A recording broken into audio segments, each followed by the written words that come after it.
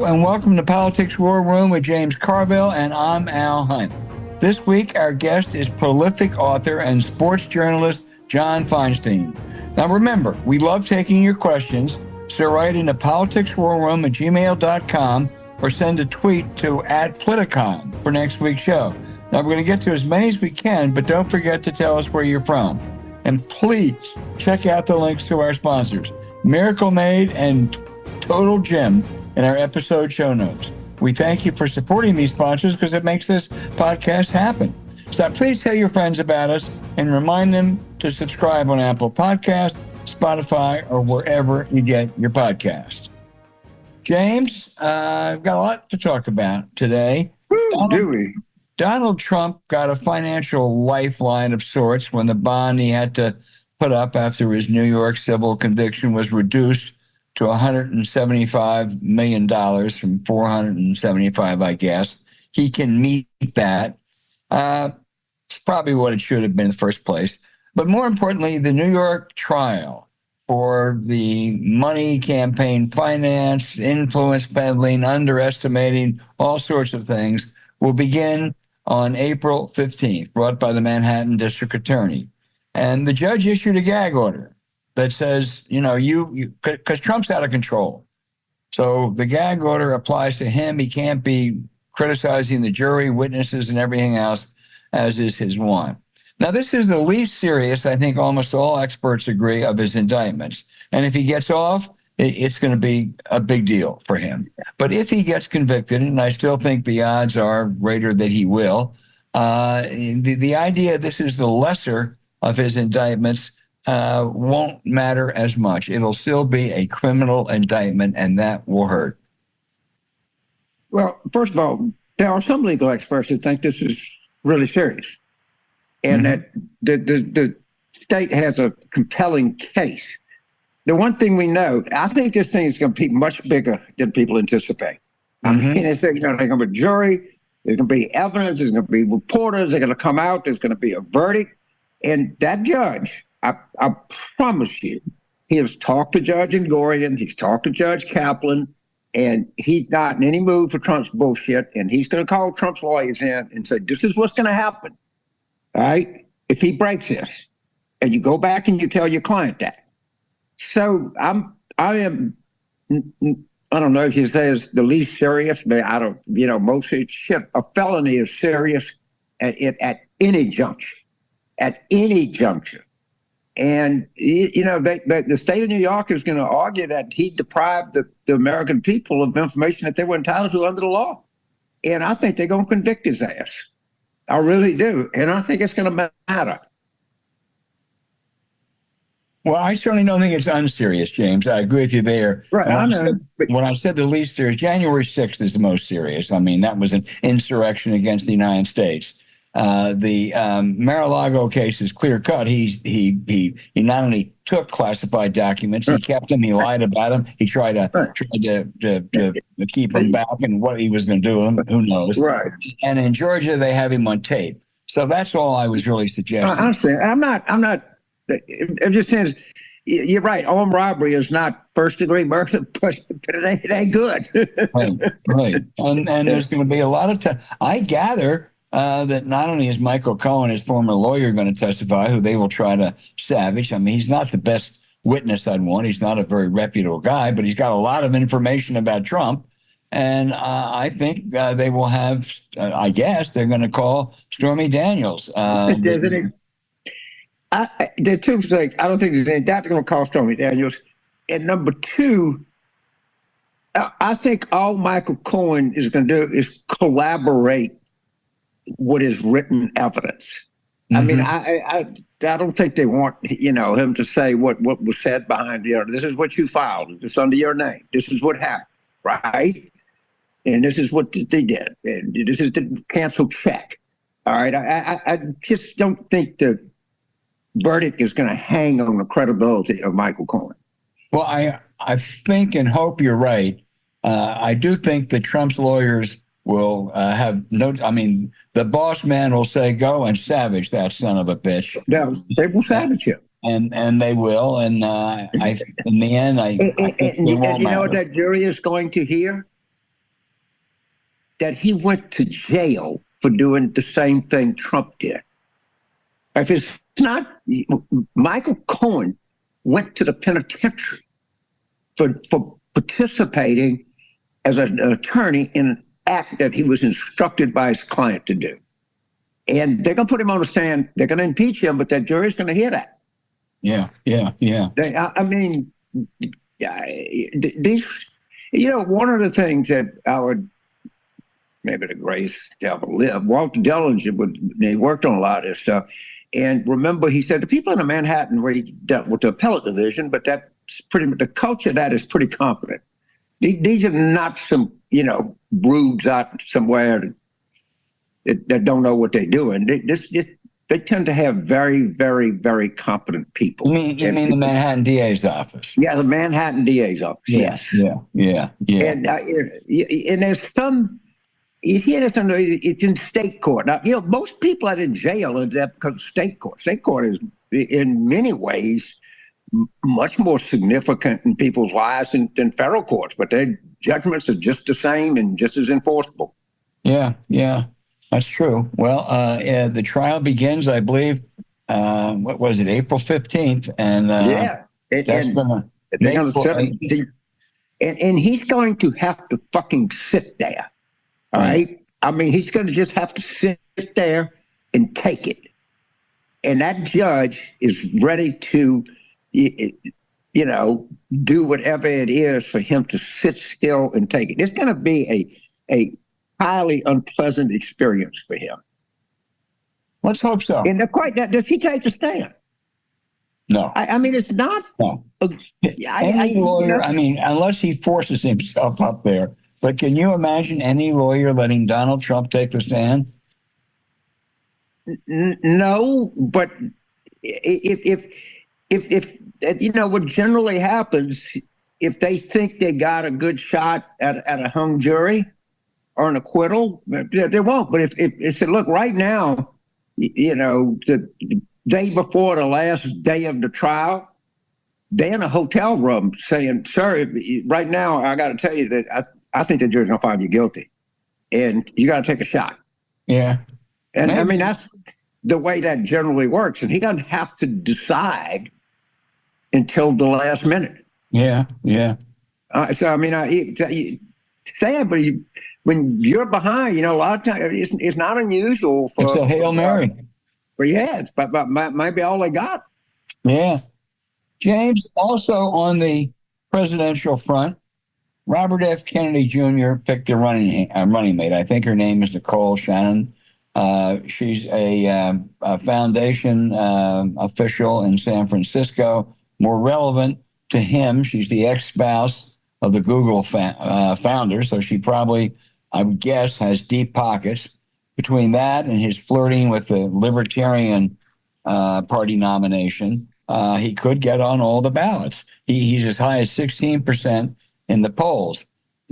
James, I've known the Kennedy family for a long time. I am very fond of most of the Kennedy family, some of the greatest political figures we've had in American politics. He is a fraud. Number one, running as a libertarian. The libertarians are quite sincere in their beliefs. They believe in less government. Get government. Is that the Kennedy legacy? Is that what Bobby Kennedy and Ted Kennedy and Jack Kennedy believed in, and young Joe Kennedy? Get the government out of things? Hardly. This is a situational move on his part, and frankly, it's revolting. Secondly, his running mate has no qualifications at all, except deep pockets. She may be a nice person. I don't know her, but he didn't pick her for for her qualifications. Said among other things, he wanted to get an athlete, and she's a surfer. Well, that's great. She also said her child was autistic and seemed to relate that to environmental matters. You'll remember RFK in many of his demagogic tirades has linked autism to vaccines. That's not true, but he's done that and scared an awful lot of people, just as he scared people about not taking COVID vaccines. And in any campaign, if he goes on, he does get on 50 states, his very troubled, and some would say very sordid background is going to get a lot more attention. And it's also worth noting that his entire family, all of his brothers and sisters and nieces and nephews, are against him. Now, he's not going to get 16%, but if he gets half of that, it could make the difference in the election, James. Well, everything that you say, of course, is true, is indisputable, is factual. There's nobody in his family that's foreign. She has absolutely no government experience. He's loony in a tune. What my fear is that doesn't hurt him that much. I mean, the people that will, they're going to like that. Yeah, shit. He married a really rich woman. That's cool. You know, he doesn't go along. And, you know, the powerful Kennedy dynasty is 100% aligned against him. That's fine. It's great. Most people voting now barely know who John F. Kennedy was. And that whole, he has a ceiling. He's not going to go above some number. I don't know what it is, 17.5. But he also has a floor, I think, and that's what the troubling thing is. But I am not at all convinced that he wouldn't hurt Trump as much as he hurts Biden. I'm not at all convinced of that. You know, there's a Michigan poll that shows that. Most of the others don't, but there is one there, and we'll see how it evolves. Yeah, you just think of that, because my theory, and it's pretty adamant about it, there's a certain fucking vote out there, and Biden ain't going to get any of it. Mm-hmm. And it's Trump or Bobby Kennedy or Cornel West or Jill Stein are going to do that. They're a parking place for just fucking vote. Well, he's certainly not going to run on his father's legacy. He's a disgrace to his father's legacy. But but you know, that could be. We will watch it. James, right. One more. You know, if anybody, you know, you hear all the time from businessmen, if only government could run as well as the private sector. The private sector doesn't do really dumb things. I would like to point them to NBC News this week.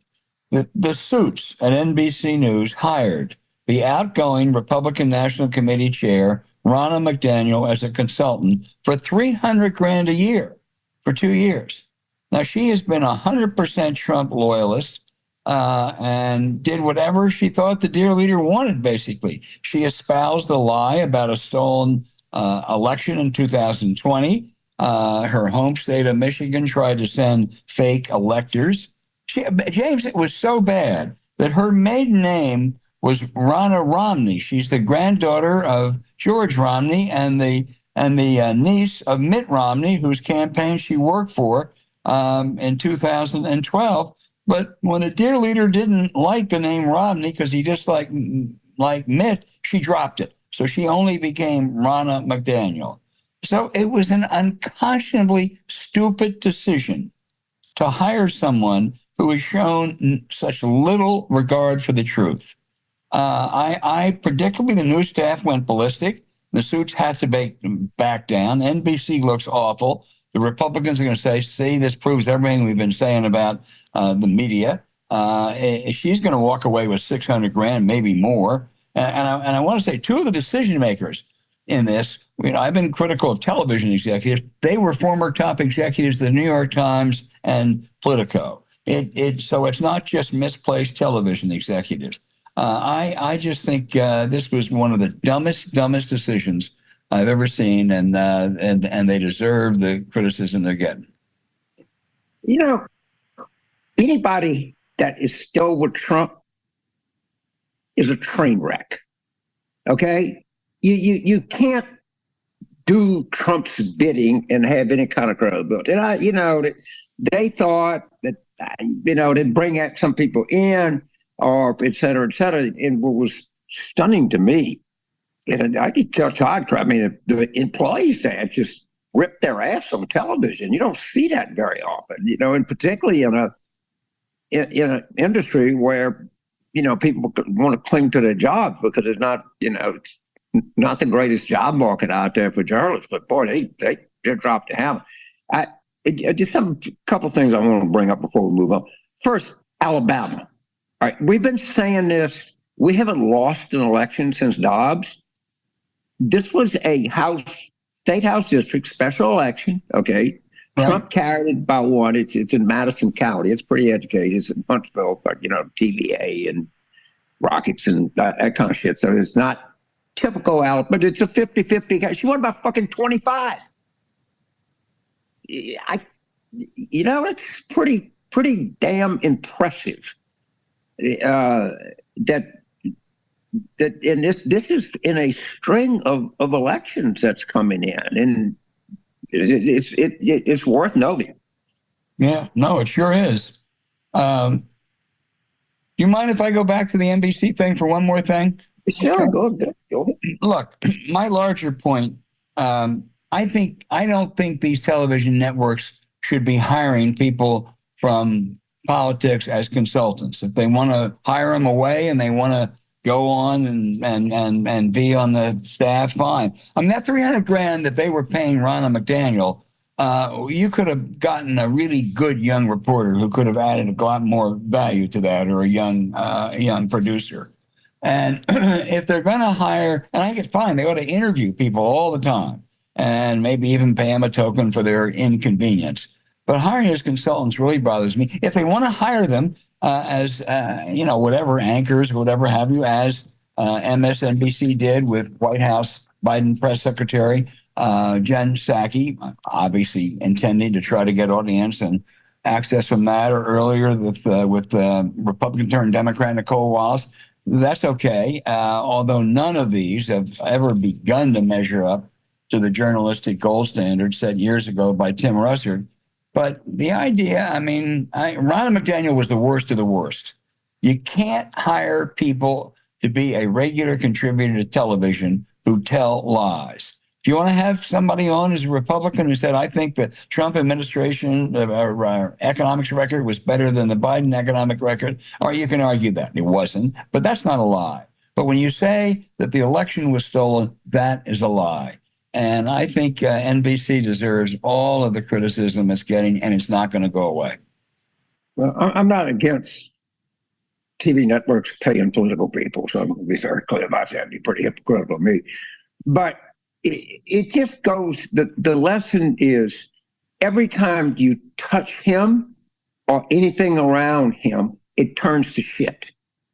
And it doesn't happen most of the time. It happens all of the time. Now, there are a lot of people that were there that have come to recognize the error of their ways. I saw Sunday morning, Meet the Press. I don't know how, was it Ms. Welker? I don't know how anybody could have been tough on her than she was. All right, she's terrific. She's the best since Russert. But right, James, if they, you and I probably have a slight disagreement on paying political people. Yeah, so I certainly think they ought to have them on. But if they wanted to bring someone, and certainly they could get Republicans. Get Mike Gallagher, who has just left Congress because of the Trumpites, a very conservative Republican. Get Ken Buck. These are not people whose. My biggest complaint about her is that she is a liar. And I'm sorry, you don't put people on television who you are known liars. You just don't. Well, first of all, I'm a big fan of Jen Psaki. I think she's got, but Paul's been paid by CNN since the start of the century, and I've always looked forward to what he has to say. I love Paul Begala. I think he is one of the treasures and one of the smartest people around. I would still rather they hire a good reporter to work full time, or hire Paul Begala full time. There's difference between coming from a journalistic background and political background, I guess. But right. So I don't have any. Bring him on staff. Right. Anyway, as disagreements go, it's a pretty mild, and we all agree Ronna Romney McDaniel was a disaster. Right. And she lied. Okay. Yeah. It's just that simple. But I don't have any problem with paying Nicole Wallace, people like that. On staff. I don't know how good some of them are, but they're on staff, and that's okay. All right. We're just going to agree to disagree. I think anything wrong with paying political contributors. You give them a couple $100 to come on for a show. That's fine. Okay. This is not going to. As I say, I have a bias for reporters. Right. I I have a bias for interesting television, but whatever. We're not I have going a to solve bias it. for truthful television, but that's okay. We'll come back to that.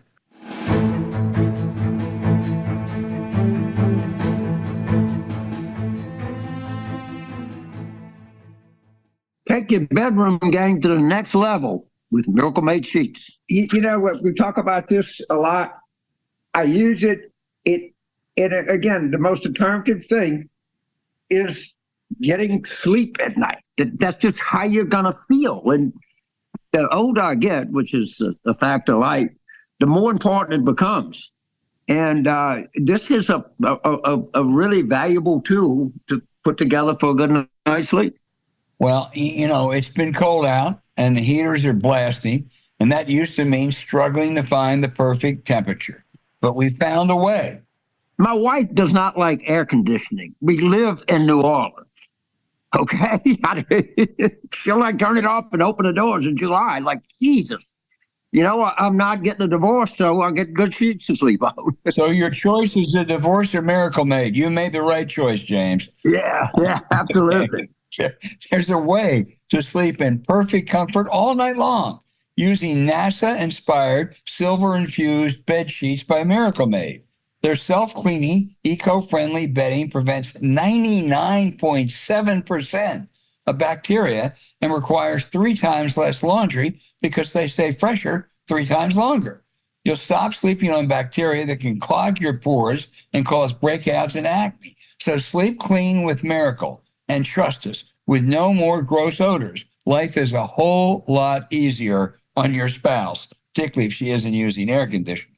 That's because they use temperature-regulating, silver-infused fabrics inspired by NASA for maximum comfort. Imagine getting better sleep every night.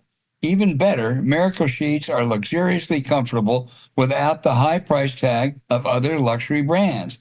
They feel as nice or even nicer than bed sheets used by some 5-star hotels. You'll feel like you're on vacation every time you get in bed. So go to trymiracle.com/war room to try Miracle Made sheets today. And whether you're buying them for yourself or as a gift for a loved one, if you order today, you can save over 40%. And if you use our promo War Room at checkout, you'll get 3 free towels and save an extra 20%. Miracle is so confident in their product, it's backed with a 30-day money-back guarantee. That means if you aren't 100% satisfied, you'll get a full refund. Upgrade your sleep with Miracle Made. Go to trymiracle.com/war room and use the code War Room to claim your free 3-piece towel set and save over 40% off. Again, that's trymiracle.com/war room to treat yourself. Thank you, Miracle, for sponsoring this episode. Now, you also can find the link in our show notes.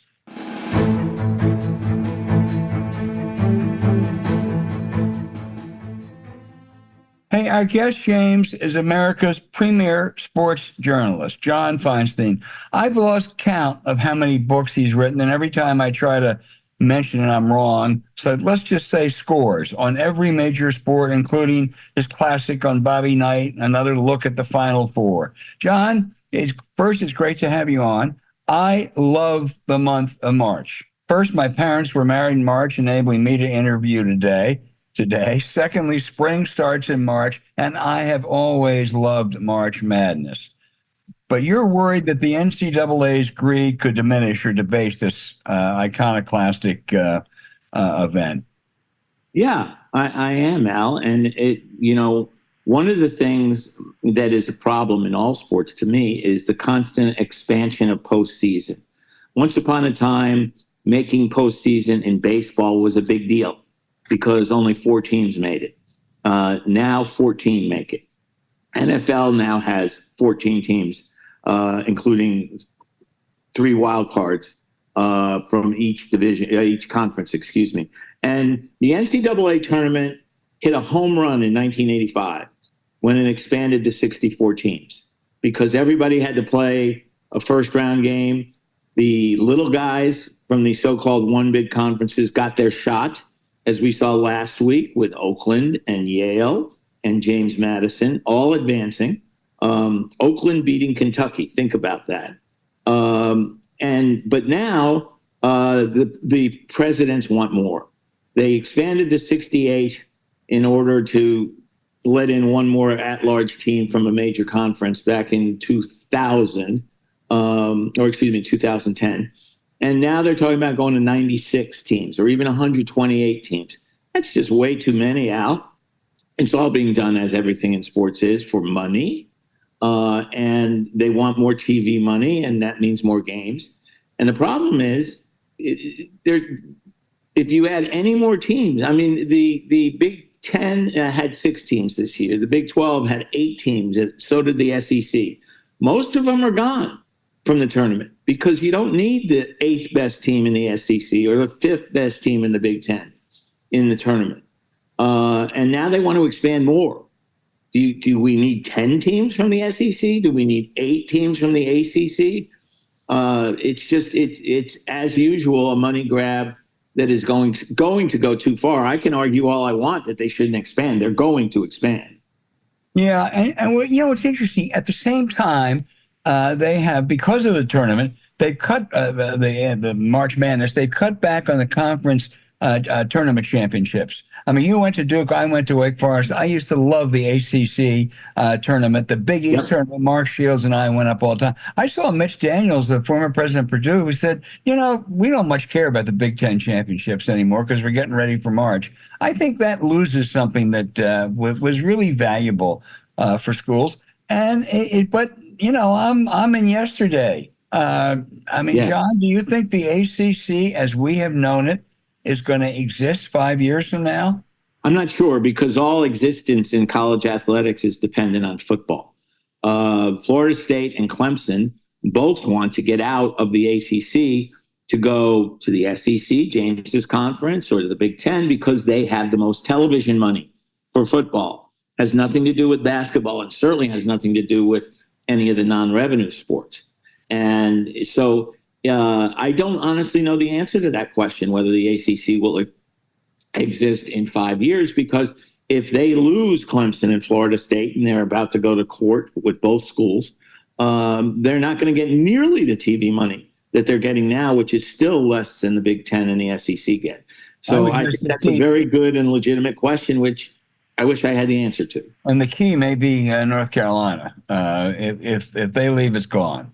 Well, if the North Carolina-Duke rivalry goes away in basketball, you really haven't got much less.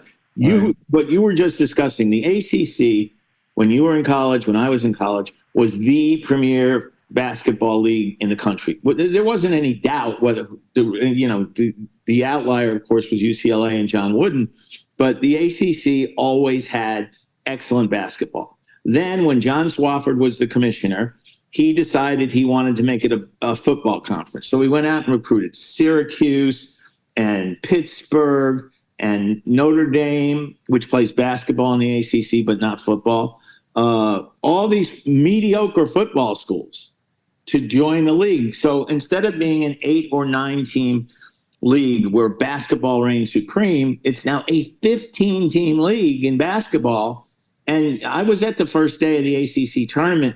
Al, if you had bought 10 tickets for $1 a piece, you might have been able to sell them for $1 a piece. There was nobody in the upper levels. The announced attendance was 7,000 in a 19,000-seat arena.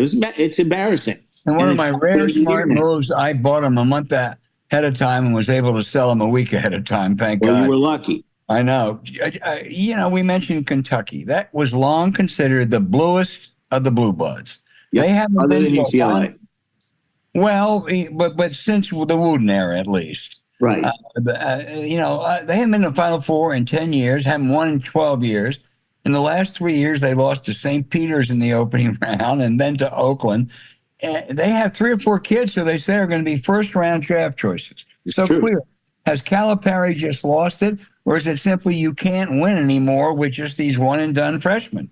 I don't think great coaches forget how to coach, and John is a great coach. Mm-hmm. But I think what you just said is an important part of it. People figured out the one-and-done philosophy. John was the leader in one-and-done. As he liked to say, he didn't invent it, but he perfected it. especially with that 2012 team that won the national championship. He went to 4 Final Fours in 5 years between 2011 and 2015, was 38-0 until he lost to Wisconsin in the Final Four in 2015. But what we're finding out now is if you have juniors and seniors and they're playing against freshmen, whether it's mid-major kids or top-level kids, the teams with more experience are likely to win because the kids are bigger, they're stronger, they're smarter, they've learned more about basketball. That 2 or 3 years makes a big difference. And John has had some very talented teams, including this year's team.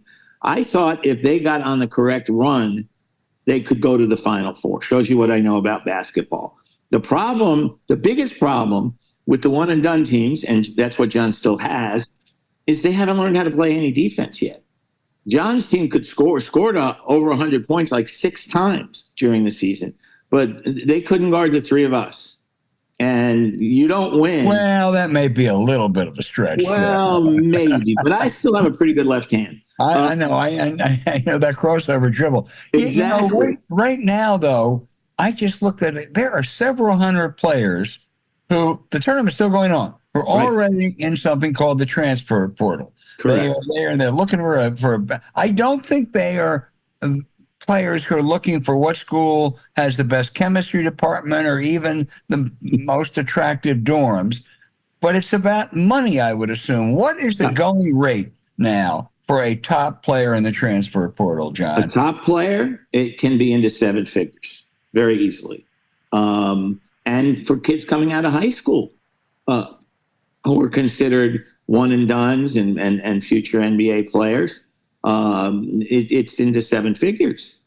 Some well beyond $1 million, because these schools, Kentucky being an example, Duke being an example, North Carolina, they have lots of money. They have lots of boosters who want to win literally at any cost. And that's why you see kids transferring so frequently. Now, in many cases, it's a kid who made $50,000 last year, who someone is telling them you can go here and get $250,000. But your point, Al, is well taken, because many, not most or all, but many of these kids in the transfer portal are literally looking for a major deal. And it would be nice if the NCAA would pull its head out of the sand and say, look, it's professional sports. You know, we're paying kids to play. If they decide they want to go to class and get a degree, they certainly have that option. But what we've got here, what you're going to watch on television this weekend, is professional basketball. Yeah. James. So, first of all, thank you. And I think what happened is everybody thought if you just had a bunch of 5-star talent, you could just put a team together. My own view is basketball is a more complicated and skilled, and more importantly, it's a real team sport. I think that's what Kentucky has learned. It's not who has the most talent, it's who has a better team. And the better coach. And the coach is part of the team. So I know you and Al, we know what's going to happen. They're going to be 32 schools, all right? And we can name 28 of them in 3 minutes. And they're going to break off, and they're going to get, because 85% of college sports, there are no Olympic sports without football. Okay, people say, I like the Olympic sports. I think it's great. You know who supports Olympic sports in college? Football does. Of course. It just does. It's just a fact of life. And the fact of life is they're going to be 32 teams, and they're going to do their own deal. And the best thing that the rest of college athletics do is figure out how they're going to fit in this universe that's almost 100% chance that it's going to happen. Well, you're right, first of all. The power schools are looking to break off, and we're already seeing signs of it, the Florida Clemson thing that I mentioned. You also had the commissioner of the SEC, Greg Sankey, saying, oh, well, we really don't need these little schools. There are teams in our conference, Big 10, Big 12, ACC, of course, Pac-12's gone, who deserve to be in, who are better than the teams that win the one-bid conferences. Well, it may be so in some cases, but what was the best thing about this weekend? It was Oakland beating Kentucky. It was Yale beating Auburn. It was James Madison beating Wisconsin. The magic of the tournament, James, is not the Final Four. The Final Four is like the NBA Finals, only with younger people, perhaps. But the first weekend in the tournament, when you're looking for those upsets, when everybody does their brackets and says, what's the 12 seed that's going to beat the 5 seed? That's the magic of the tournament. And if they do that, and you're right, they probably are going to do it, the magic will be gone. I agree it's magical, but it's just like they come to me all the time. Can't you get LSU, the Tulane people? What can you do to get LSU to play us? All right, because they're not going to play you because you might beat them. Exactly. Okay, that's why they're not. Well, they have to play. The legislature makes them play as a Louisiana State school every year. So if you're Grambling, you get $2 million check. All right, and they all want to, but LSU is not going to play a team that could beat them. Right, and it has a 32,000 seat stadium. It's just the reality. It's unfortunate. And so if I'm Auburn or Kentucky, I'm like, shit, let's have a 32 team conference. We'll put on our own championship. I don't have to worry about Oakland beating my ass. It's just the nature of it. And Al is right. North Carolina is the big get. Clemson is not, it's a tremendous tradition and, fan base, but they're not that interested in Clemson. They're only interested in Clemson and Florida State because they would increase their TV revenues. But not like North Carolina would. No, I don't think. I'm just telling you what they think. I'm not saying this is a bigger market. I ain't saying it's right. But what is North Carolina? And North Carolina is a mediocre football school. They go to minor bowls. They're decent, but they're hardly great. Now, in basketball, they're great. But a big part of what makes them great is the rivalry with Duke.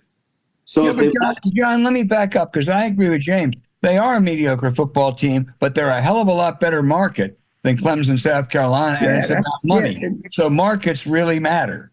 Well, Chapel Hill, North Carolina is a big-time market. The whole state of North Carolina is twice as good as South Carolina. Things have changed, Al. You're now going back again to the 70s. They now have an NFL football team. They have an NBA basketball team, and they have an NHL hockey team. So it's not the same as 1975 when they were the only game in town. I'll yield to James on this. It doesn't matter what we think. I'm telling you what they think. They think North Carolina is a huge market. They think they have a huge alumni. They think they're going to drive ratings up. All right? Yeah, no, I'm not disagreeing with your point. But I'm saying that Clemson and Florida State are big deals, too, in football. Right. Again, all I can say, based on my knowledge, which is some, Clemson is not the same level get to the Big Ten or the SEC that the University of North Carolina is. I'm not disagreeing with you, but what I'm saying is Carolina without Duke in basketball loses a lot of magic, and Carolina in football is not magical. No, but they won't. They won't.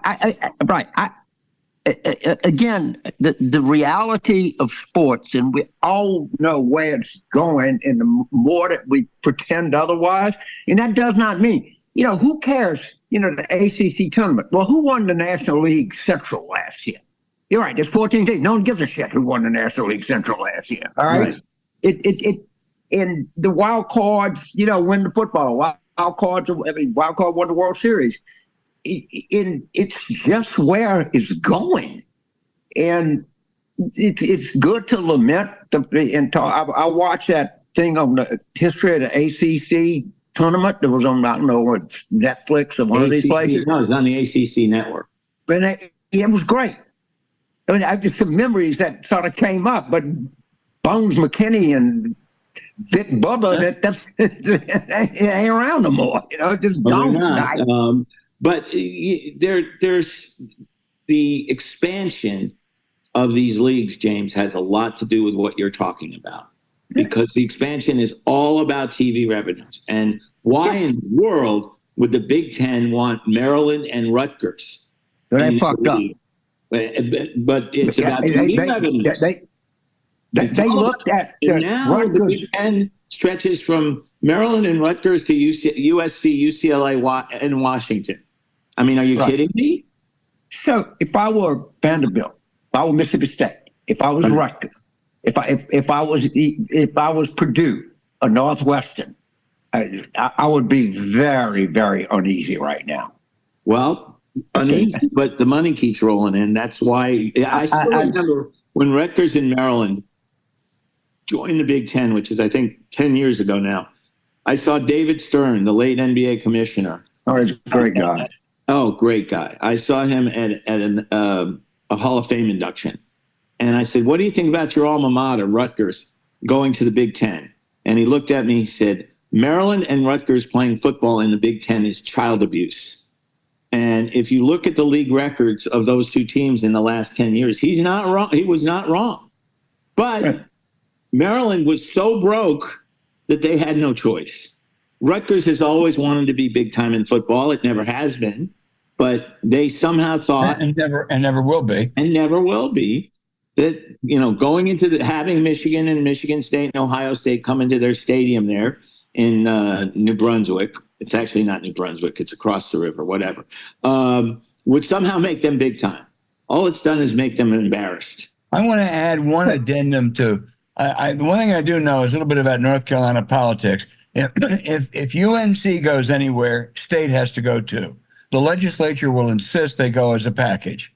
Well, I agree with you, just as the legislature in Virginia insisted that Virginia Tech be admitted to the ACC. Right. I think you're right about that. But do you think the Big Ten, the run that NC State's made in the last couple of weeks in basketball notwithstanding, wants North Carolina State?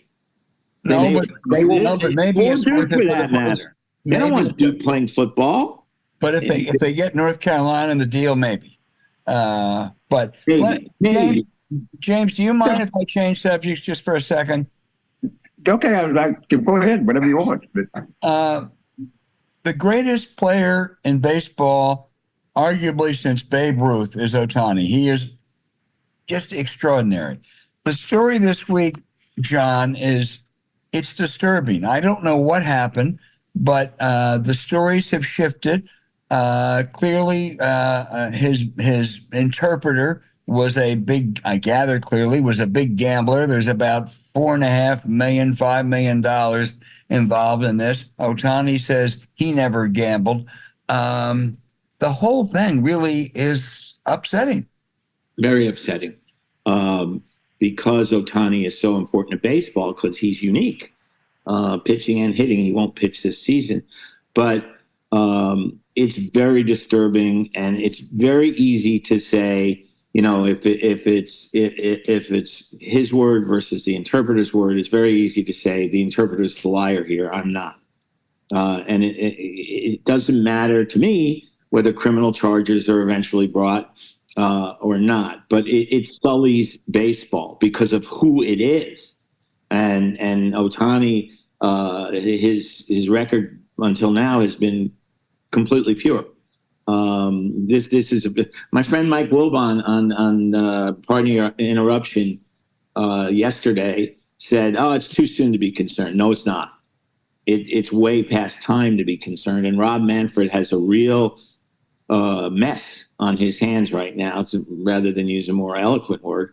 And none of us knows. None of us knows what happened. None of us knows if Ohtani is lying, because we don't know him. He's never talked to anybody one-on-one, in Japanese or in English. So it's impossible to know. Every time an accusation is made in sports, the first thing that happens is the guy involved denies it. You can go back to Pete Rose. It took Pete Rose 20 years to admit that he gambled on baseball, and he only did it then to try to sell his book. So yeah, Al, I agree with you. It's very concerning. Very concerning. I would have a lot more confidence if this were Adam Silver conducting the investigation than I do with Rob Manfred conducting. Or Pete Rozelle. Yes, but James Carville. Yeah, a couple of things. John, Al, you jumped into. I actually kind of knew John Dowd, the guy who did the Dowd report about Pete Rose, and he told me. I think John is but I'm not sure. But he told me Pete Rose is the stupidest fucking man that ever lived. Well, They went. I didn't know John Dowd. I did know Pete Rose a little bit, and that may be an exaggeration, but it's not far off. They went to him and they said, "We're not going to ban you. You can do anything that you want. You can be in the Hall of Fame, but you got to admit Right. that you're bad on baseball." And that's it. They went to the U.S. attorney. Everybody was going to drop everything, and he was so fucking stupid. And then 25 years later, after he loses $100 million, he said, "Well, yeah, I did it." I mean, the stupidity of Pete Rose is matched maybe only by his talent as a baseball player, but it's pretty close. No, and I had the chance to interview Rose through the years, and he was as cooperative with the media as any athlete that ever lived. In fact, I remember when he was in the midst of his 44-game hitting streak, he was in Philadelphia at the time, and I was one of the guys there following the hitting streak. And he said, this is before cell phones. And he said one night after a game, "Fellas, do me a favor. Don't call me at home tonight. I need to get some sleep." Because everybody had his home number. That's who Pete Rose was. No one was more cooperative with the media than Pete Rose. But you're right, Al. You're right, James, about the fact that those who knew him, and I wouldn't claim to know him, I was around him, knew that he wasn't very bright. He was not the brightest bulb in the room. That 1980 World Series where he was playing first base and he caught the ball as a catch and drop might be the best baseball player I've ever seen in my life. I was there, James, and I want to tell you, I don't know any other player in baseball who could have made that play. It would have been that. A routine foul ball, catcher's there, and he's going to catch it, right? Everybody kind of watches. Not Pete Rose. He was about 5 feet away. It fell, and he caught it, and it probably won the game for him. Well, and the other thing is, his first base was about the sixth position Rose played. Yeah, right. Yeah. And he was a great baseball player. That's not in doubt at all. Not right. He was great. I mean, and he was Charlie. I mean, Charlie hustled, but he really was stupid. So, before I let you go, that's something that I think is illustrative. There's two schools that I think are illustrative, and the two schools are Tulane and Vanderbilt. So in 1966, Tulane decided it wanted to be more like Notre Dame and wanted to be in a more academically prestige environment. And they were getting the shit beat out of them by that time. And they left the SEC, and Vanderbilt said, "Fuck it, we staying in." And you talk about child abuse, the Alabama-Vanderbilt series, Georgia and Vanderbilt, us and Vanderbilt. Now it's going to be Texas and Vanderbilt. But look at the revenue over the period of time that Tulane is taking in and Vanderbilt is taking in. I mean, they've done pretty good by just getting the crap beat out of them. Well, and by the way, for years, James, I tried to get Duke to leave the ACC in football because they had 4 seasons in 11 years when they were 0-11 before they went to a 12-game schedule. And everybody said to me, "There's no way Duke's leaving in football because of the money." And Tulane's the same money. And Tulane had a great season 2 years ago. They what were they, 13-0 or 12-1? Yeah, they beat Southern Cal. They made the best ending of a football game I've ever seen in the Cotton Bowl. Yeah, right? That's why we don't play them. We don't have to. That's one reason I don't bet. One of many. That's one of many reasons why I don't bet. Right. Well, I'm a fool. But all right. I'm not going to get you to bet, John Feinstein, but I am going to ask. Want me to predict the Final Four? 11:44, April 8th, 11:44 p.m. So James and I are going to be asleep probably, but who's going to be cutting down the nets? You're right. Well, if you make me pick someone, and I don't know why I let you, but I still pick Connecticut. I think I think they've been the best team all year.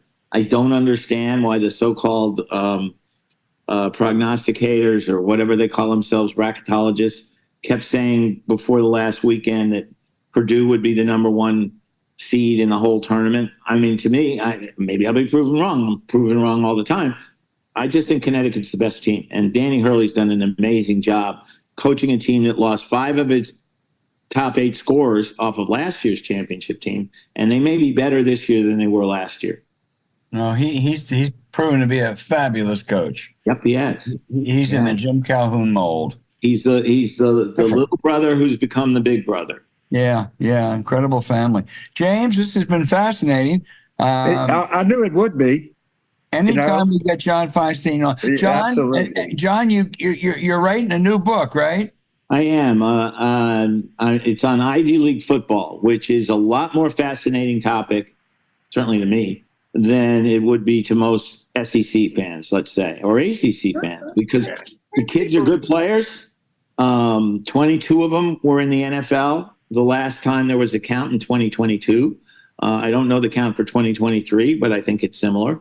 And if the presidents would let them play postseason the way the basketball teams do, I think people would find out just how good this league is. And I had a great time doing it because you'll be shocked to learn the kids I interviewed were very smart, very funny, and great storytellers.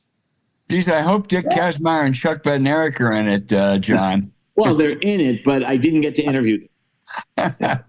Hey, again, can you think of anybody who would be anywhere near as good that we can have on in mid-March? No. Absolutely not. Nobody on any of the tournament, Ohtani, conference realignment. But we all know how this play is going to end. And right. In the meantime, let's enjoy what we got. There you go. You're not just picking you're not just picking UConn so you can get back in Esther Newberg's good graces, are you, John? No, because that wouldn't do it. She would say, "Well, I knew it all along." I'll tell you one last story about Esther that nobody would. Esther, as you know, is one of those crazed Red Sox fans, right? Who thinks anybody who says the word Yankees is a bad guy. And like I've done through the years with many Red Sox fans, I asked her one night, Esther, what was the score when Buckner kicked the ball in 1986? And she said, I don't know, 5-4, 6-5. We were ahead by a run. I said, no, you weren't. Score was tied. If Bill had fielded that ball, you would have gone to the 11th inning. And yet all Red Sox fans still blame him for, quote, losing the World Series. And there was a seventh game. And she looked at me, and this is accurate. She said, I don't care. I hate him anyway. What about that poor kid from the Cubs that fielded the ball and it took 10 years to go back to They did a whole documentary on that. Yeah. Wow. Great. Whenever I love Boston, I go back there a lot. And honest to God, you can't start talking about the Red Sox history. I mean, right after they talk about Ted Williams, they talk about Billy Buckner. And they've won 4 World Series since then, by the way.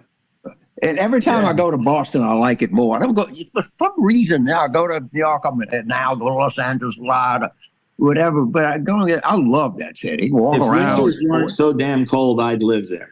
And what a great sports town. Fabulous. I mean, John, I asked Boston fans, okay, pick the greatest Boston sports player of all time. So I'm going to give you some choices. You'll have Tom Brady and Ted Williams and Bobby Orr and Bill Russell. And I'll tell you, if you get 10 Bostonians in, it'll be, 2, 2, 2, and 2. Yeah, and it should be Russell. It should be. Probably deserves to be. I would pick Russell, but 11 championships. 11. Yeah. But look at Brady did. He was pretty damn good, but I take it was the NBA. I don't know. What are they arguing about? All of the above. Fuck it. Well, who's the greatest athlete in Washington history? Are you and Danny getting in arguments now, John? Because my son and I get in big arguments about whether the greatest center of all times was Bill Russell or Kareem Abdul-Jabbar. And my only argument is 11 championships. Well, that is the argument. But I'll leave you with one last line from Red Auerbach. Who said, I asked him once, who's the greatest player of all time? He said, the greatest player of all time is Michael Jordan. But if I was starting a team, my first pick would be Russell. That's kind of an interesting comment. Yeah, boy, and that's why he's Red Auerbach. He's probably right. Coming from the shrewdest, smartest of all time. John, you've been terrific. We will go. We now know that at 11:44 April 8th, the Huskies will be cutting down the net. And we look forward to the Ivy. I'm even going to get James to read that Ivy League football book. I promise. I like football. You're talented. You're a football player. At the end of the day, if you play for Princeton or you play for Ohtani State, you're still a football player. And I'm telling you, James, some of these guys are very good football players. And John Feinstein played at Brown, and he wasn't available for interview either, Al.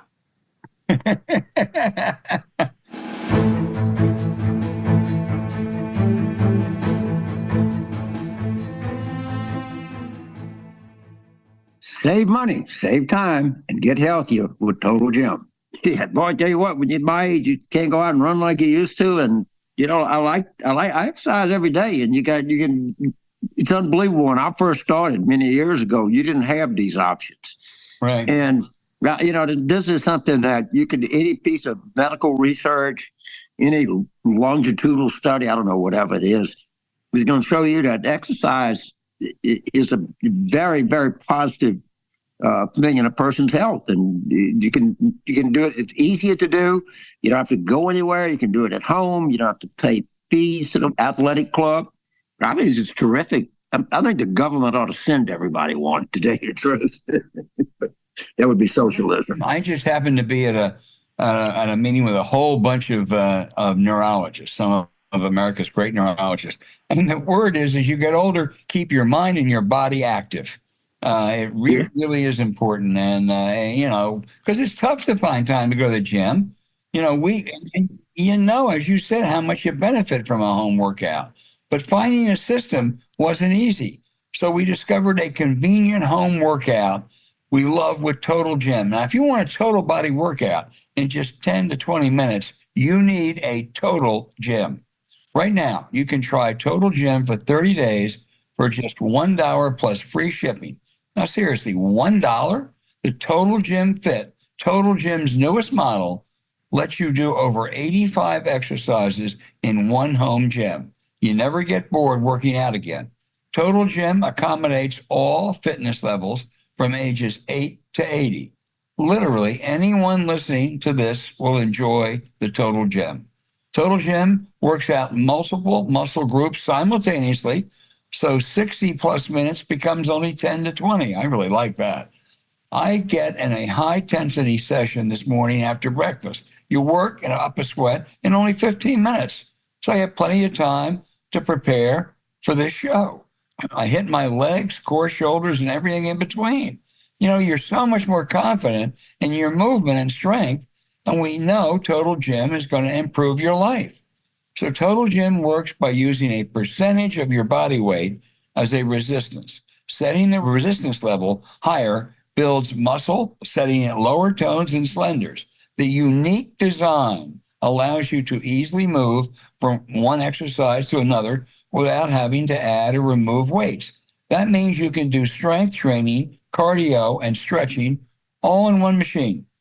There's no assembly required, and it sets up in minutes.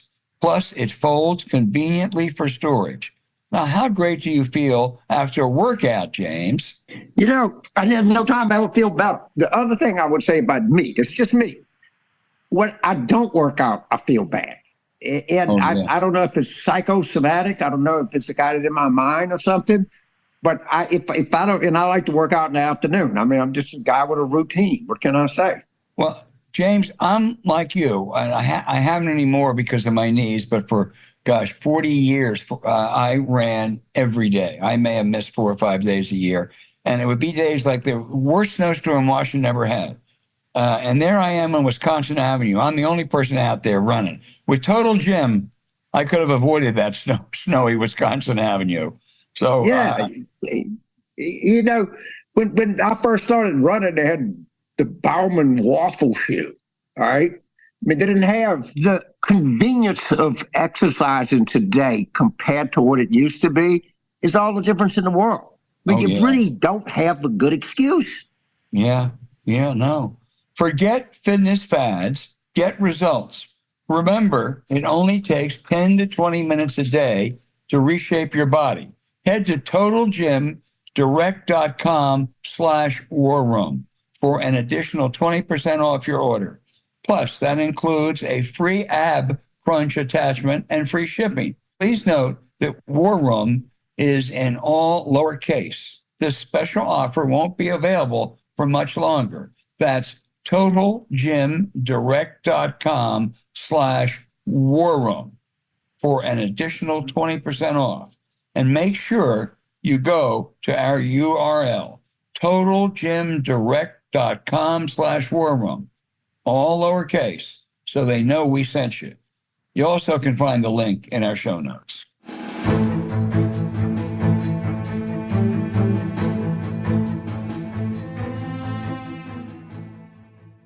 And now for the outrage of the week. After 60 court cases, countless recounts, largely unnecessary, and checks, the 2020 presidential outcome, which Donald Trump's Homeland Security Agency called, quote, the most secure, end quote, in American history.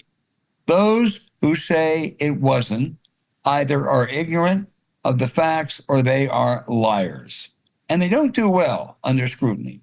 Take Jim Jordan, who heads the Judiciary Committee. He made the mistake of being interviewed by CBS's Leslie Stahl, a real professional, a terrific journalist.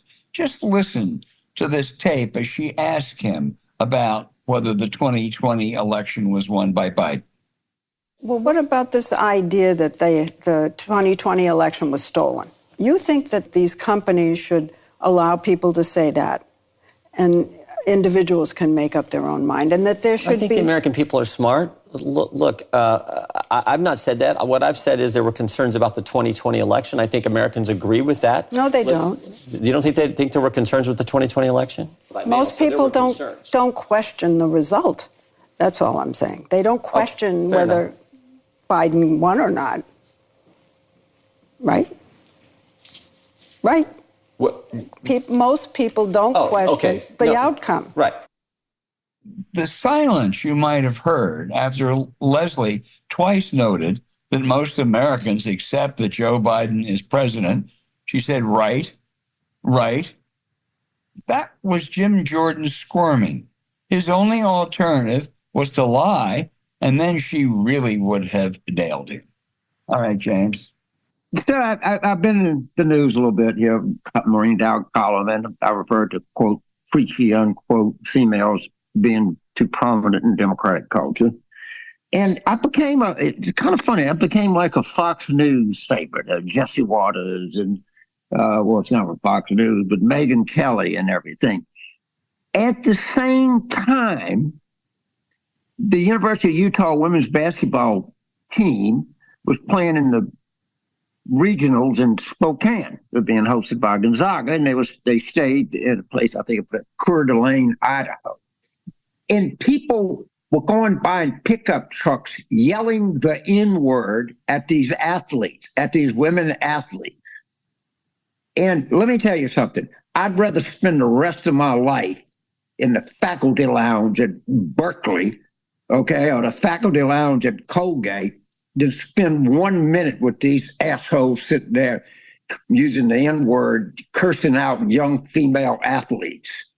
And I understand that the Fox outrage machine and everybody's got to be outraged about something. I can't take this anymore. Now, outrage, I feel like people outraged at me.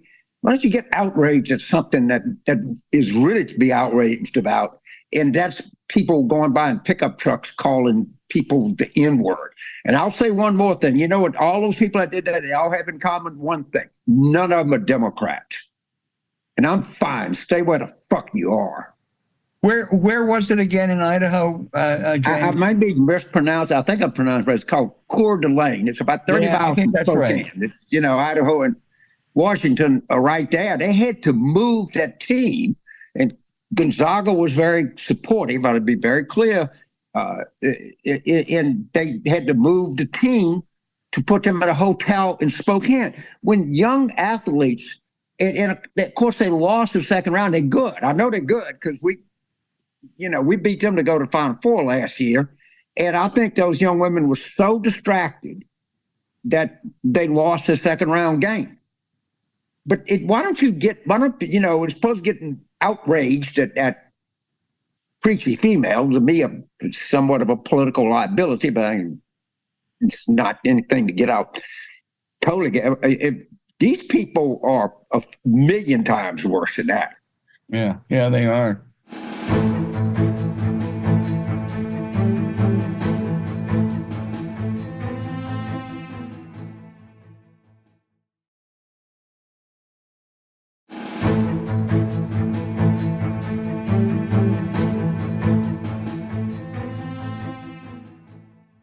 Now for the questions from our very, very smart listeners. Chris in New York City, James, says Trump is insane and litigious. Are you afraid Trump will try and sue you or other pundits for defamation? I wouldn't say afraid, but but I don't know if this guy's got money. He's got to, before you sue somebody for defamation, you got to get a lawyer. I guess there's plenty of lawyers stupid enough to take the case, but he sued everybody for everything. And the truth of the matter is, he's just a fat racist pig. Okay, and that's just my opinion of what he is. Yeah, but he could, and I think he's got bigger legal problems than me. He has bigger legal problems than anybody, James Carville. He sure does. I think we'll see what happens. And I don't think that judge in Manhattan is gonna fuck with this guy. I really don't. I think yeah. Jim in Babcock Ranch, Florida, says, as with some teams in basketball, it sometimes seems like the Democrats are playing not to lose. Should the good guys be on the offensive, mocking Trump daily as a broke, psychopathic rapist? Policy can wait. Jim, I think they should be on the offensive. And I think James has suggested they ought to say he's betrayed you and laid out how you do that. If you look at he was on Substack this week saying that and Politicon. I don't think you totally ignore policy. I think you hit him on the Affordable Health Care Act. It expires next year. He said it's sick. He's going to kill the Affordable Health Care Act. Over 60% of Americans support that. 69% support higher taxes on the rich. He said he's going to extend $4 trillion of his tax cuts for the rich. So I think there's selective policies, and certainly abortion, as he tries to equivocate, that you can go on, but you ought to be on the offensive. You're right about that, Jim. Yeah, well, thank you for the plug, and I would recommend that he do look at it on see the Politicon or Substack. And the point is that there's so many things. What Trump has, there's so many things to attack about, so many legitimate, okay? So many that you can fact check. The problem is, I don't know, it's kind of word about face, sensory overload. But we got to pick and choose. Right. And I think the TikTok one is just illustrative of everything. But, clearly they're getting rid of the Affordable Care Act. He also said he wanted to cut Social Security and Medicare. Of course, he tried to clean it up. The problem with Trump is not trying to figure out what you do say. The problem with Trump is trying to figure out what you don't say. Right. And it is the hardest thing in communications to just leave it on the table. Just let it go. Just stay drill down on this and that and every now and then something else, but not much more. And everybody has got, every interest group, they want you to speak out. I mean, clearly abortion is. And by the way, the Supreme Court, if you paid attention to that question on this Pristine case, they're scared. All right. Kavanaugh, Roberts, Barrett, Alito and Thomas talked them into voting for Dobbs. And they said, look, Democrat, we'll do this and do anything. And they know they fucked up. I'm telling you, these are some scared dudes right now, and they should be scared. No, I think you're absolutely right. Let me go back. The TikTok that James refers to, of course, was Donald Trump was absolutely one of the great anti-China persons. When he was president, he said TikTok ought to be banned because they're owned by the Chinese. Then suddenly a huge fat cat billionaire who's got a big piece of TikTok goes to Mar-a-Lago, and guess what? Suddenly Donald Trump says, no, let's let TikTok stay. And I agree, James, that is a terrific issue to keep hitting them on. And, on the policy thing, another one is drug prices. He promised in 2017 that he was going to negotiate lower drug prices, never even tried.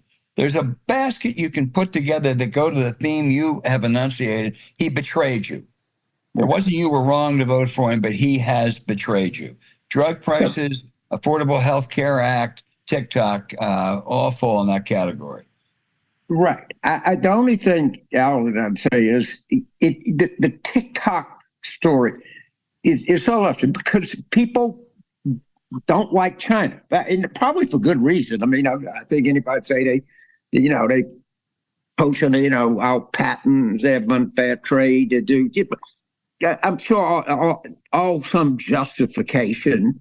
All right. And there's a lot of people that don't like when the Ann Seltzer poll was really getting people's opinions on these so big, giant social media companies, and people don't like them. And I'm sure they have good reasons. Okay. I don't TikTok from anything else.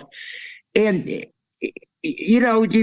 Trump looked like the guy that was going to stand up to China and stand up to these kind of big tech companies, international, whatever, globalists, whatever bullshit they put up with. And in 1 hour, he betrayed you. Just simple as that.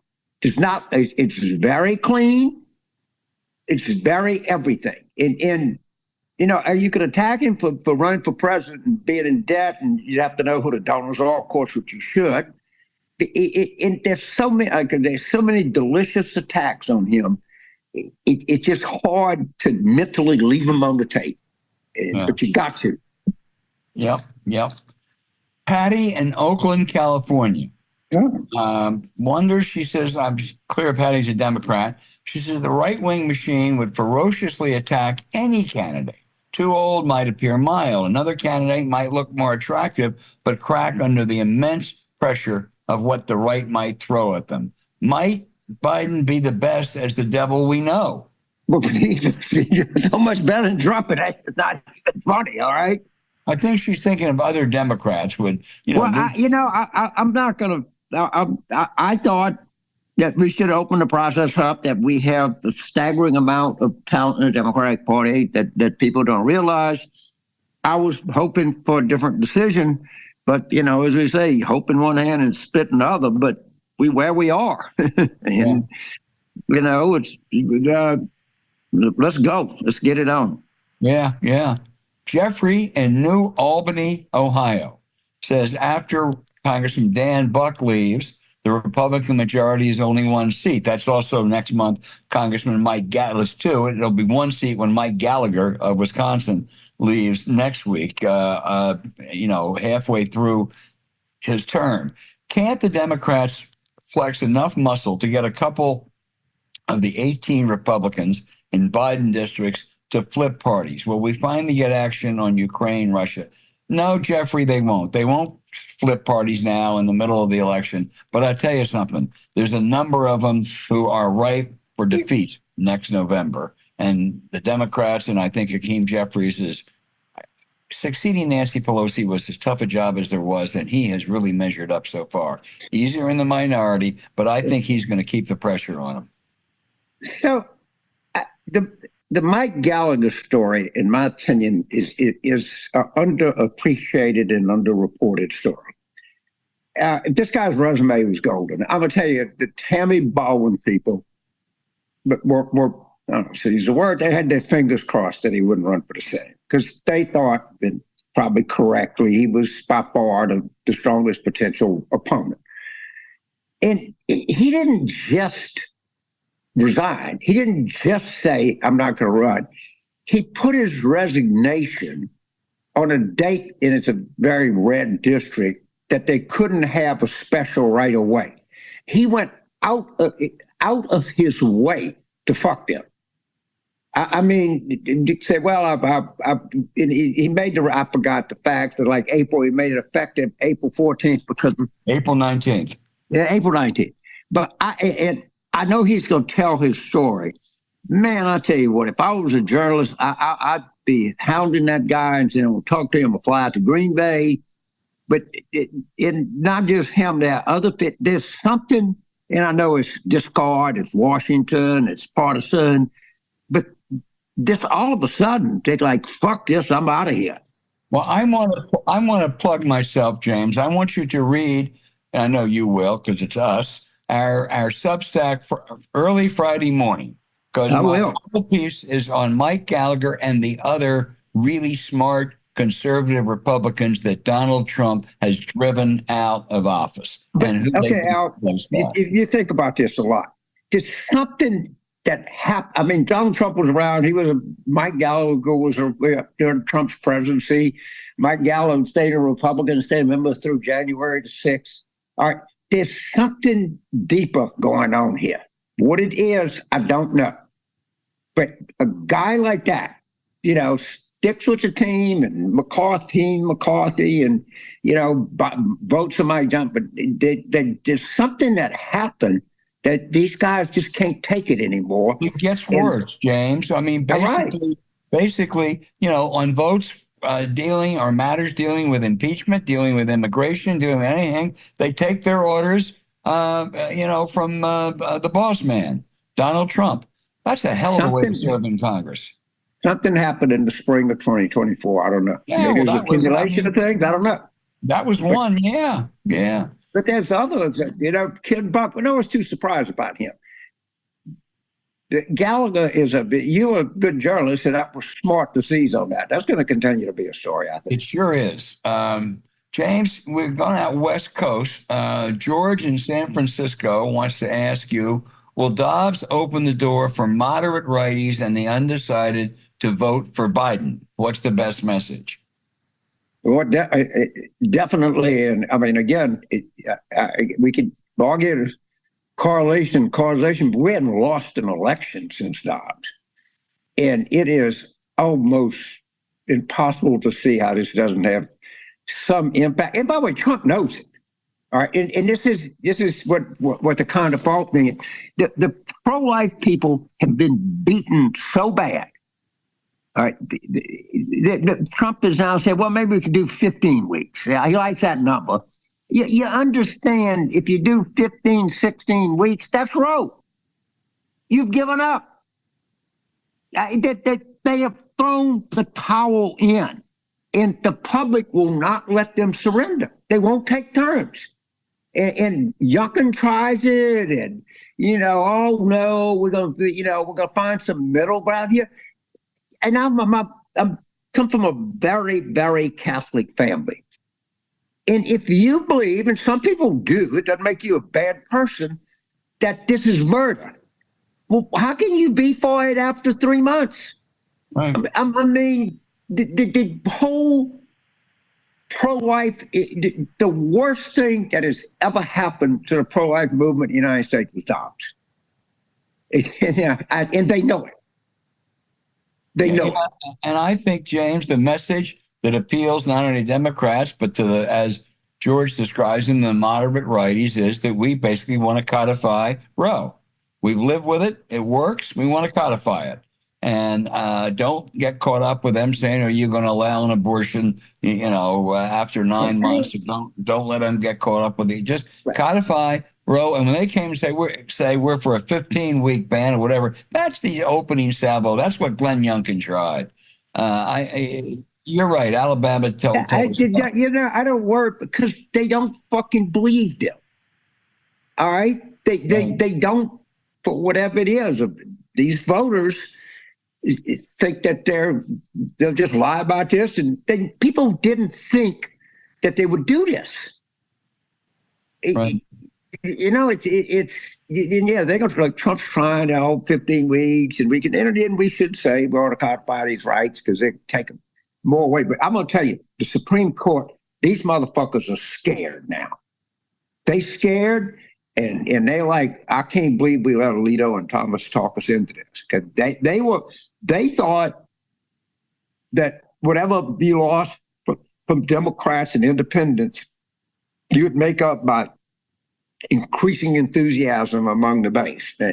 They lost a lot of independents and Democrats, and beat Democrats and some Republicans, and didn't shit for their enthusiasm. Yeah, It was Dobbs is one of the biggest colossal political fuck-ups of my lifetime. I agree. Bernie in Durham, North Carolina, asked, why are so many top athletes so right-wing, like Aaron Rodgers? Is it because they're rich? Even then, they go beyond that to full winger. Bernie, I disagree with you. I think there are certainly. I mean, Aaron Rodgers, was crazy. vaccine denier and all that. And yeah, there are some, but there's the other side too. LeBron James is just as active on what I would call the good side as Aaron Rodgers. And if you look at others, formers, I mean, Charles Barkley and Bill Bradley, coaches like, the great San Diego Spurs coach, Popovich. Greg Popovich.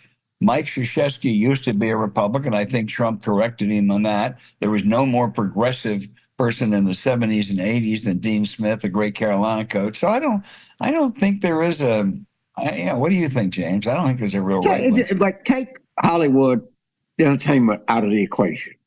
All right.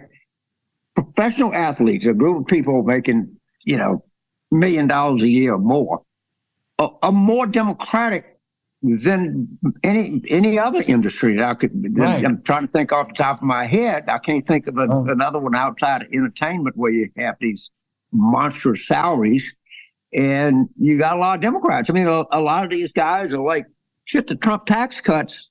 If you're $5 million a year baseball player or football player, there's a lot of difference in your income. I mean, it costs you to be a Democrat. It really does. And you're right. I mean, Bill Russell being, one of the prime examples. And, Aaron Rodgers, you're not going to say he's not a great football player. Of course he is. It's crazy. Yeah. I mean, I wish there's something in the air up in Green Bay because Brett Favre was just as bad.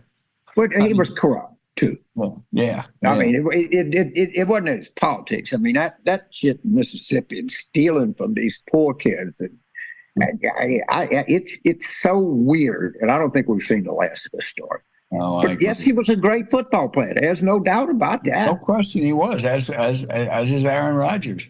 Right. But, TX in Fayetteville, Arkansas. Oh, wow. Ask you, James, when will Democrats focus on the economics of average Americans and talk about it clearly and repeatedly? It's the economy, stupid. Remember that? Speaks to the bottom 2/3 of American households. They have little to no savings. Rent is up. Who profits? Shouldn't Democrats be hitting this daily? All right. I don't mind criticizing Democrats. It's pretty well known. I think that they're doing a little bit better. And just the two sides of the story is you should promote that the economy is good because too many people believe it's not good. The other side of the story that always comes in, if you go out and you tell people that it's good and they don't think it's good, then they think you're clueless. I think that we should talk about cost of living. We should talk about I just on the phone with our friend Jim Gerstein today. He's on vacation with his family. And I said, Jim, the next poll you do, it could be a statewide, it doesn't matter. Ask the question, do you or any member of your family dealing with diabetes? And I think the number is going to be bigger than even we think. And I think that the one area that Biden is doing better across the board are seniors. And I think that has something to do with it. But I understand what my friend in Fayetteville is saying. Suey pig, is it pig suey? I'll try to forget. But it's a delicate topic. It really is. But if you look at, as I pointed out in the Times piece, we're not doing well at all with black voters, particularly black men. I mean, I just can't. There's no president been better for black America than Joe Biden. And I'll throw in Bill Clinton, as you know, who I revere. Barack Obama was, first black president, and, had I think a highly competent administration. Biden's just smoked him. And I don't know, man. That's troubling to me. Yeah, I agree. Well, all right. If we didn't get to your letter this week, we'll try to do it next week. So please keep them coming. I cannot tell you how much we appreciate hearing from our. Oh, yeah, I love it. That's my favorite part. It's not bullshit. I love it. And I never look at them ahead of time. Right.